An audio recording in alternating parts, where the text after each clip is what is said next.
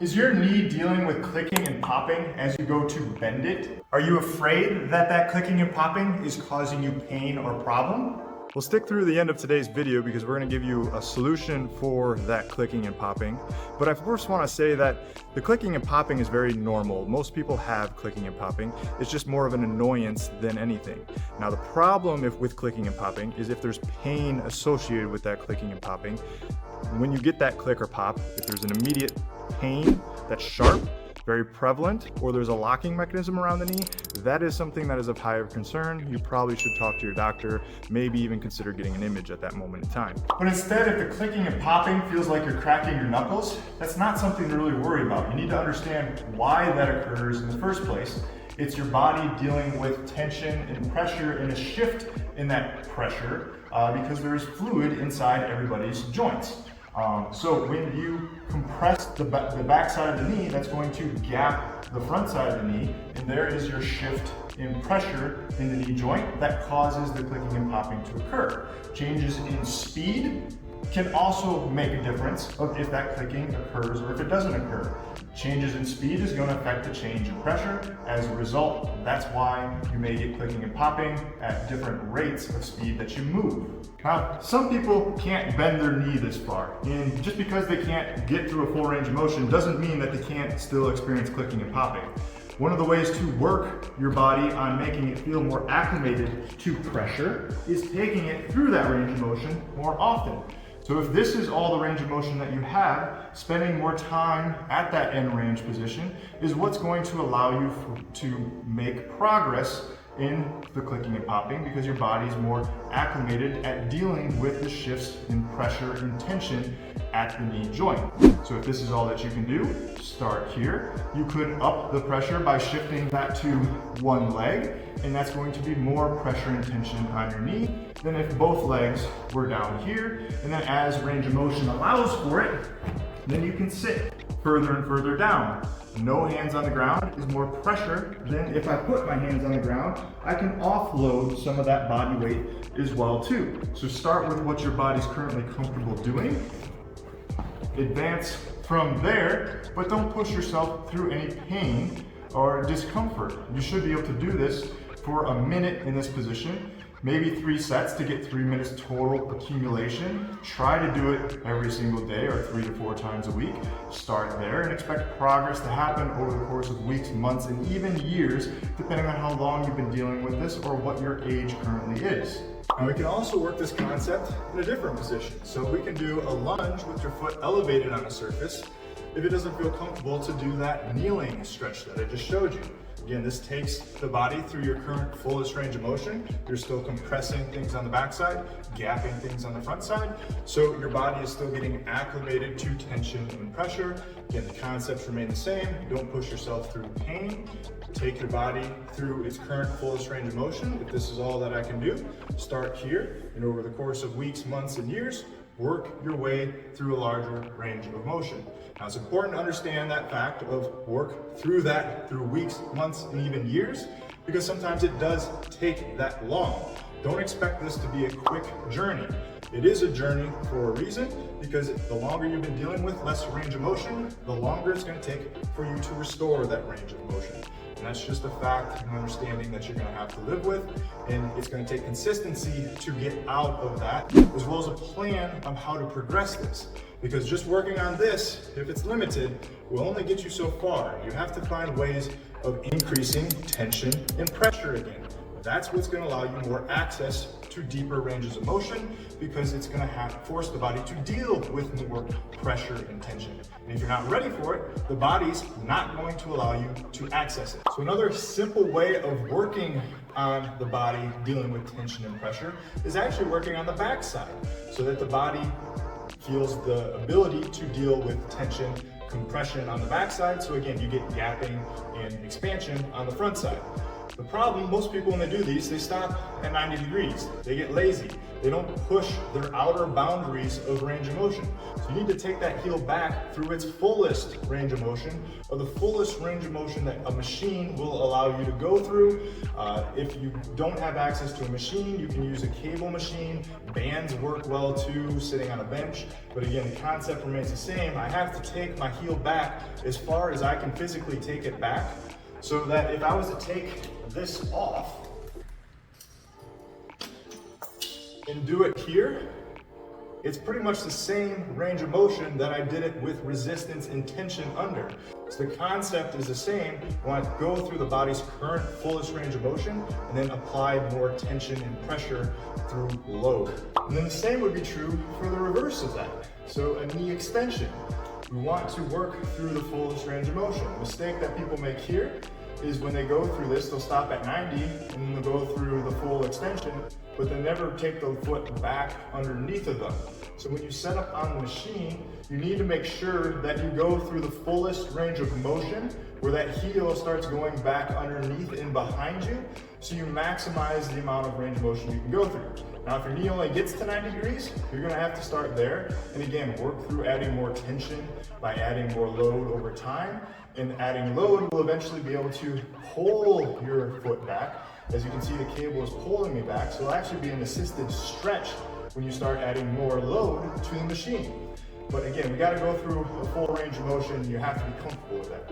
Now, one caveat to this is with the knee extension, where most people actually have pain is from about 40 degrees to full knee extension. So if that is painful for you, that range right there, don't worry about that range right now. Start in your deeper range and work there. Oftentimes that's an entry point for somebody to work into a full range of motion activity as time goes on.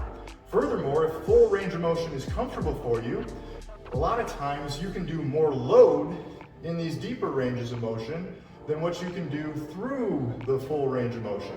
And if the goal is to experience more tension and get acclimated to more tension and pressure over time, doing partial ranges of motion in this deep range with a heavier load that you currently feel comfortable with and there is no pain with could be very advantageous for you. Another strategy is using a burnout rep scheme.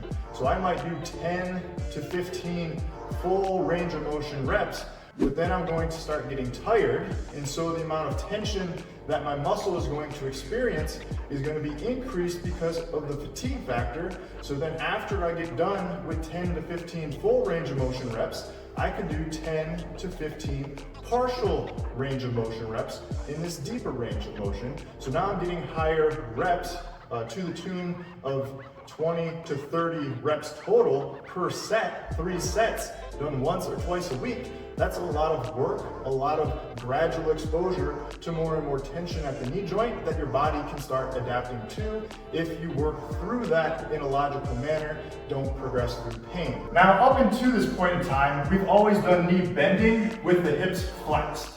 And that's a great thing to get started with. But over time, what's going to create more tension at the knee is if we do that with our hips extended.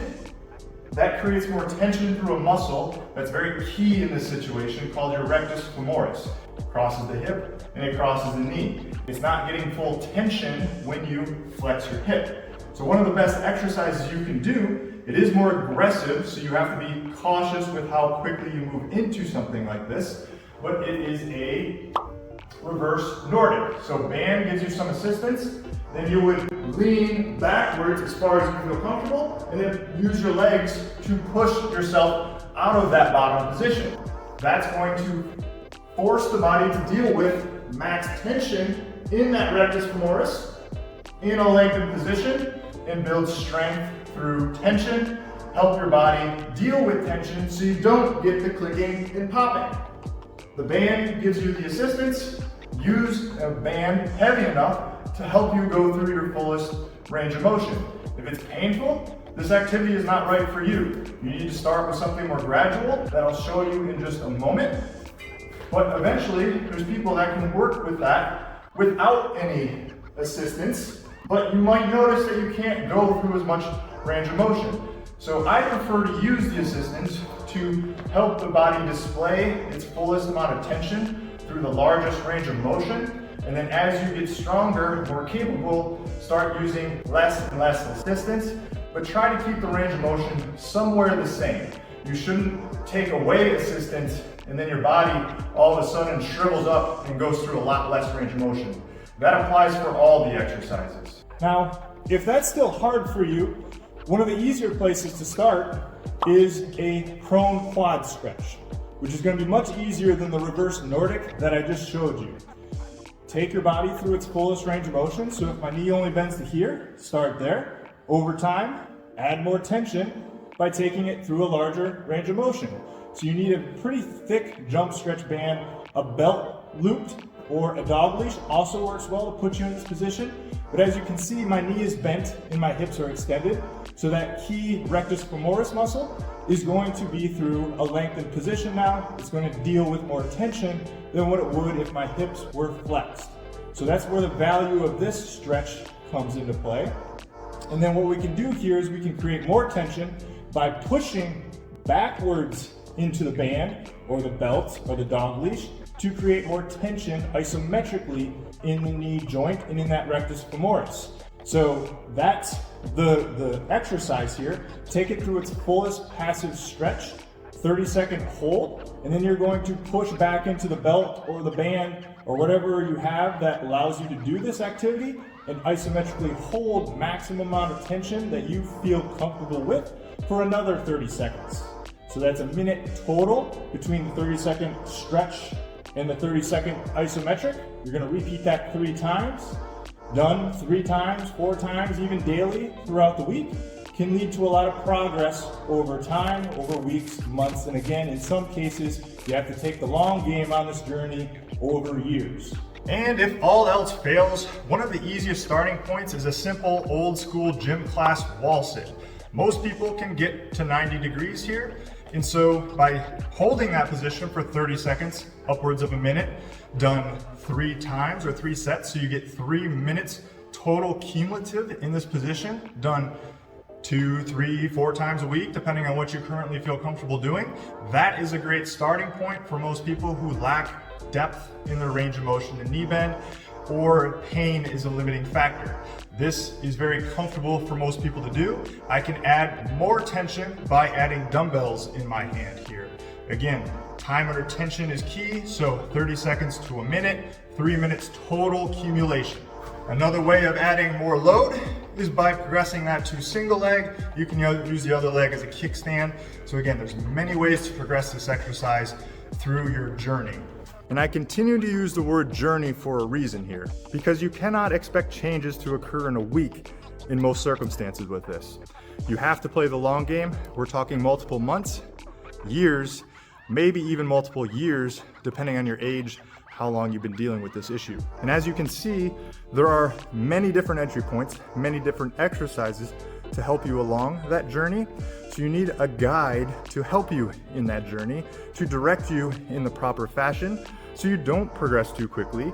You choose the right exercise at the right time and you know when to advance them. Otherwise, you're just gonna be lost, walking aimlessly through this journey, not knowing where to go, watching a million YouTube videos, thinking, you know, there's a lot of different things that people have told me, but I'm not sure what is right. I'm not sure how to know progress. I'm not sure the time frame which I should be expecting that progress. This is why a guide is important. This is why we help you online at sportsrehabexpert.com. We can help you from anywhere. This is what we do. We maximize your human capability from whatever your current starting point is at. So we have multiple ways of working with you online at different price points, depending on the amount of assistance that you need. Just reach out to me, Greg at sportsrehabexpert.com, and I'd be happy to get to better understand your scenario and see and talk about how we can help you on that journey to continue maximizing your capability through your lifespan into your later ages, so you can maximize what you're able to do as you age and as you get older. You can keep up with those grandchildren. You can continue to play the sports that you love. That's what we take pride in helping you do at Sports Rehab Expert. Again, reach out to us, Greg at sportsrehabexpert.com, and be sure to subscribe to our channel so you can get more tips, tricks, and trusted information that can help you along that journey even if you're not ready to work with us right now. This is Greg with Sports Rehab Expert. We're out for another week.